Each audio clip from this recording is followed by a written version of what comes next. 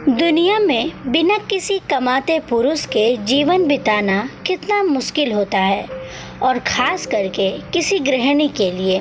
ये बात कुछ महीनों पहले ही विधवा हुई कमला से बेहतर कौन जान सकता था। कार एक्सीडेंट में पति की मृत्यु के बाद कमला पर तो जैसे दुखों का पहाड़ टूट पड़ा था। कमला को 2 बेटियां थी जिनका पालन पोषण और पढ़ाई की जिम्मेदारी अब पूरी तरह से उस पर आ चुकी थी। उसके पति की थोड़ी बहुत सेविंग्स थी जो कुछ ही महीनों में अब शून्य होने को आई थी। भगवान जैसे उसकी कड़ी परीक्षा लेने पर तुला था, क्योंकि ले देकर उसके पास एक ही कमाई का जरिया था जो थी उसकी गाय, पर अब वो भी बीमारी से मर चुकी थी। कमला को दिन रात बस यही चिंता सताने लगी कि अब आगे का गुजारा कैसे होगा, कैसे मैं अपने दोनों बच्चियों को खाना खिला पाऊंगी और कैसे उनको कपड़े लत्ते दिला पाऊंगी या स्कूल भेज पाऊंगी।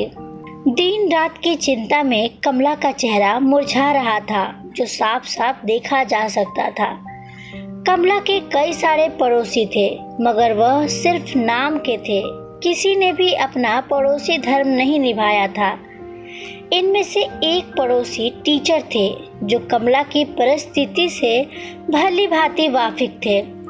एक दिन इस टीचर ने कमला को अपने पास बुलाया और समझाया, देखो कमला, कुछ दिनों के लिए अगर मैं तुम्हारी मदद कर भी दूं, तब भी इससे तुम्हारा क्या भला हो पाएगा। अगर तुम्हें अपनी परिस्थिति बदलनी है तो तुम्हें खुद ही इसमें बदलाव लाना पड़ेगा। कमला ने बड़ी निराशा भरी आवाज में पूछा, भला मैं कर ही क्या सकती हूँ, मेरे पास तो कोई नौकरी भी नहीं है। टीचर ने कहा, नहीं नहीं कमला, मैं तुम्हें नौकरी करने के लिए नहीं कह रहा हूँ। मैं जानता हूँ कि तुम कढ़ाई बुनाई का काम बहुत अच्छा करती हो। बस इस काम में अपना मन लगा दो, जितना ज़्यादा कर पाओगी उतना यह काम करो।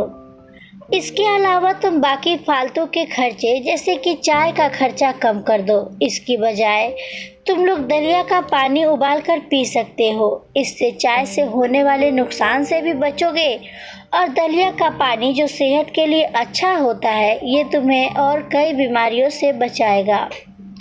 और इस तरह से तुम थोड़ा थोड़ा पैसा बचाकर अपने लिए फिर से गाय खरीद सकती हो और अपनी रुकी हुई जीवन की गाड़ी को आगे बढ़ा सकती हो।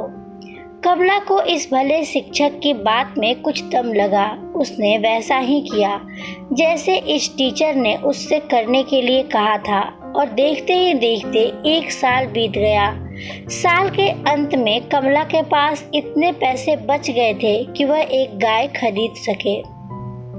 दोस्तों, जिंदगी में सुख दुख उतार चढ़ाव आना बहुत ही सहज बात है। सुख आने पर हमें होश में रहना चाहिए और दुख आने पर हमें अपने आप को संभालते हुए उससे निकलने का रास्ता ढूंढना चाहिए। बस इसी तरह जीवन आगे बढ़ता है। आशा है कि आपको ये विधवा का संघर्ष कहानी पसंद आई होगी। कहानी पसंद आई है तो लाइक करें और कमेंट करके अपनी भावनाएं हमारे साथ साझा करें। धन्यवाद।